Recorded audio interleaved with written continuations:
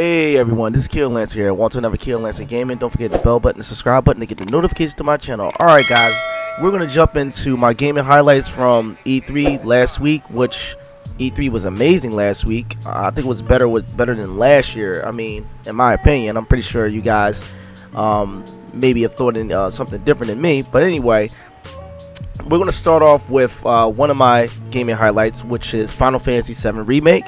I'm very excited for this game. I was a little scared for it because, like, I didn't want this game to be action RPG based. I didn't want that for this game.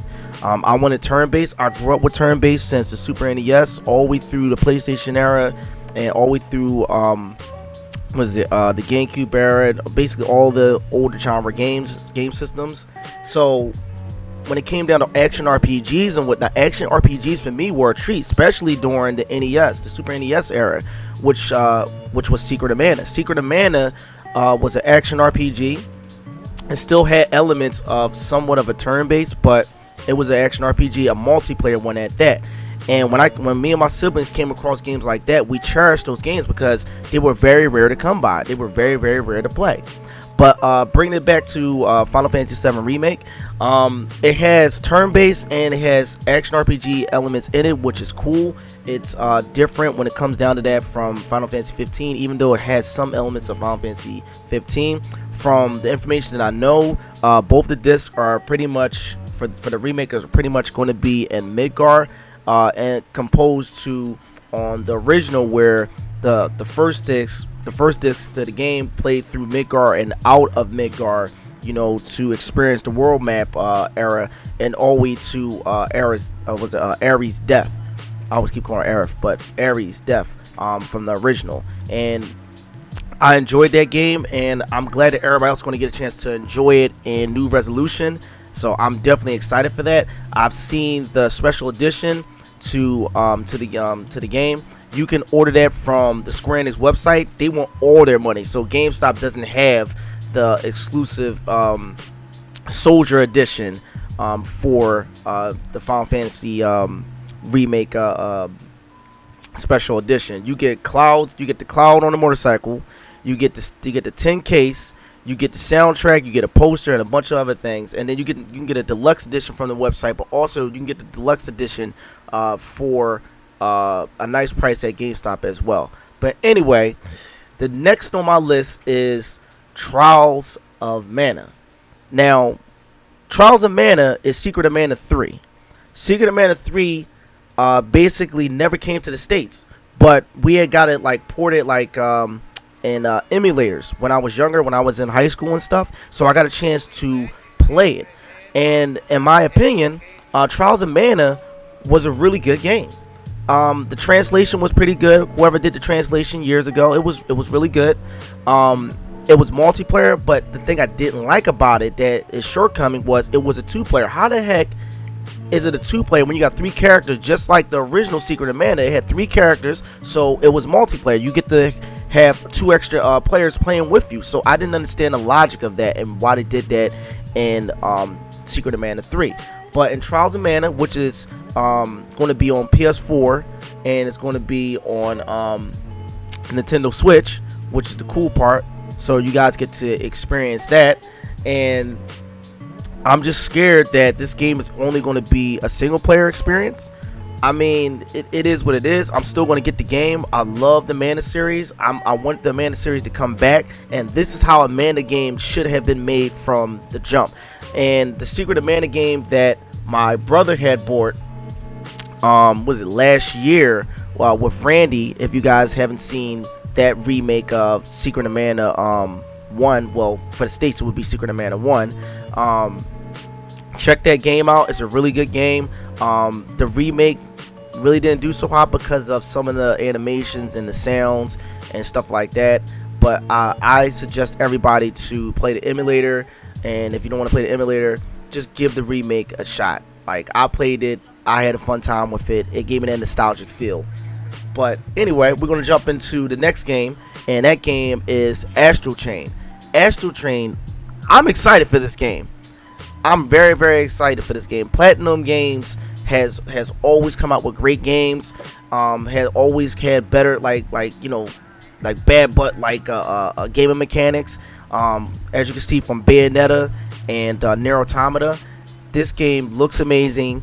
It gives me that feel from Bayonetta, and it gives me that feel from Nier Automata, which I have that game as well. I only beat like the first part of the game. I know I got to get back to it, but this is one of the games I'm looking for on my list. It's like literally on the top of my list. I have to have this game. I'm going to be getting a bunch of games throughout the months, and I don't know what the heck I'm going to do with myself with all these games. The next on my list is Marvel Ultimate Alliance 3. Now, we haven't seen this game in years, and I'm not even going to get into how many years has passed since we've seen Marvel Ultimate Alliance. This game has came to pass through X-Men Legends. X-Men Legends 1 and 2, and then I guess Marvel or whatever gaming company that was making these games was like, yo, why should we box ourselves off with just X-Men characters? Why don't we just throw all these characters into one mix and whatnot? Yeah, that's a good idea. Let's name it Marvel Ultimate Alliance. So I'm assuming that that's what they were thinking when they were behind that doggone desk, to get all their characters involved. And boy, I had fun with both of the Ultimate Alliance games. I played a lot with my younger brother and some of our friends. I never got a chance to beat any of them, was because every time I wanted to play, I guess like a lot of things were going on during that time, but also at the same time we couldn't get a group of people to play with us, so it would always be me and my younger brother. I wanted to play the 4-player aspect of the game, the true part of the game, not just playing 2 players and whatnot. But anyway, the next game on the list is Daemon X Machina. Now that game truly reminds me of the traditional Armored Core from the PlayStation. And from seeing like the customization of the robots and the customization of your character, which is the only different aspect, is the customization of your character, putting Android parts on them and all different types of things. And also the other different aspect is picking up weapons on the battlefield. Actually, I'm not sure. I think Armored Core wound up getting that later on down the line, but from what I'm seeing on this game, I haven't seen anything like this. Picking up guns off the floor, picking up missiles, any type of weapons that you can pick up, you can keep those weapons later and make them a part of your arsenal. Like I said, I tried the demo, and I'm going to put the demo in the description below so you guys can check out the demo when I played it. The graphics aren't that great, but the gameplay mechanics are just wonderful.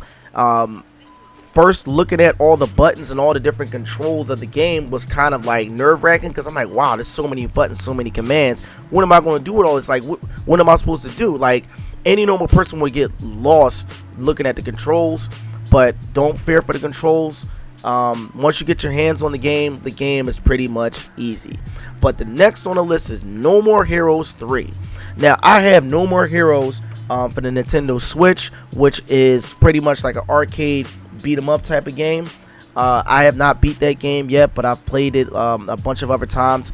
I need to finish up that game, and maybe I'll do Let's Play again, so y'all guys can see the gameplay as well, but also so you can get a gist of how the game plays. This game was solely made just to hold you over to No More Heroes 3, because a lot of people have been asking about this game, even though to me No More Heroes is a niched game. It's a niche game, guys, but I love this game. Travis is freaking dope. Travis, his character was based off of Johnny Knoxville from Jackass, which that show was pretty funny and whatnot. I never really watched it too much because it was freaking ridiculous. All the stunts started getting ridiculous and people started getting seriously hurt. But even the producer said that his character is based off of Johnny Knoxville, Field, or whatever how you ever say his name. And the next up on my list, which I'm thinking I might hold off on this game, is Fire Emblem. The new Fire Emblem is coming out next month. The game looks good.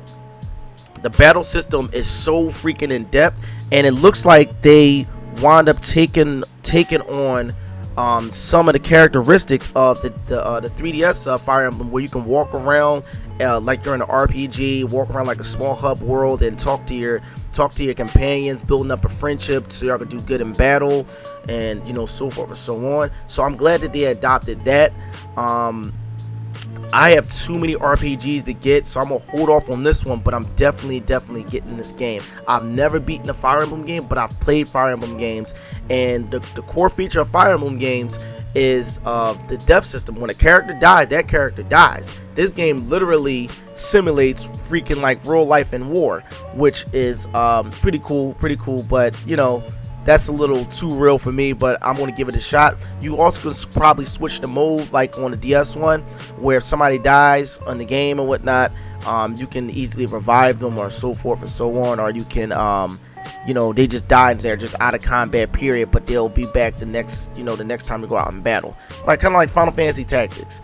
I don't want to play that way. I want to play the true way of Fire Emblem. If a character dies, that character dies and whatnot. I just have to be better at fighting and strategizing and stuff like that. The next game that is on my list is Roller Champions, and I think the game is made by Ubisoft. It kind of reminds me of Rocket League without all the cars and stuff like that. The game is pretty unique. I like the way the game looks. I like the way it plays and whatnot. It's a 3-on-3 like Rocket League, or you could do a 2-on-2 or a 1-on-1. You know, within Rocket League spectrum, but I'm not sure how this game is going to work when it comes down to that. But I love team-based games. I can't get enough of team-based games. I always like playing team-based games because, like, I have my brothers. Not everybody's fortunate to have siblings that play games, and we play a lot of games together, like Final Fantasy, Dissidia, Sonic Team All-Star Racing, Monster Hunter, Phantasy Star Online. We play a bunch of those games together and stuff like that, which reminds me, Phantasy Star Online is coming to Xbox One and a PC, and me and my siblings will be getting that game when it launches, guys. But anyway, another game that's on my list is Code Vein. That comes out September. It finally has a release date. An anime Dark Souls type game. I'm hyped for this game, guys.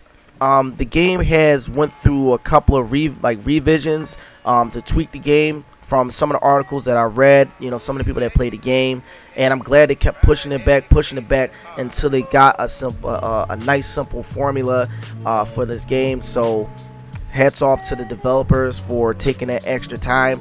I'm all for developers taking extra time to make sure the game is good.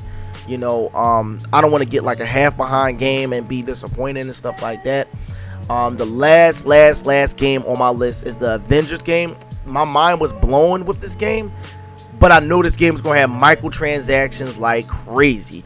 I'm not so big on the animations of the characters' faces, especially Captain America. I was like totally like upset at his animation on his face. I really don't like it, and as the developer said, they're not changing it.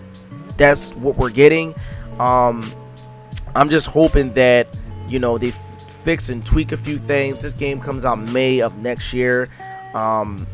Basically during the year, probably all the new consoles are probably going to be coming out. I'm hoping PlayStation console is the bomb, but I've been hearing like small little things with Sony talking about censoring certain things when it comes down to games. So this might push me to even more get a new generation of Xbox, and I'm surprised Nintendo's not doing the same thing. But Nintendo's not, and Nintendo will continue to get my money. I love my Nintendo Switch. I play it all the time.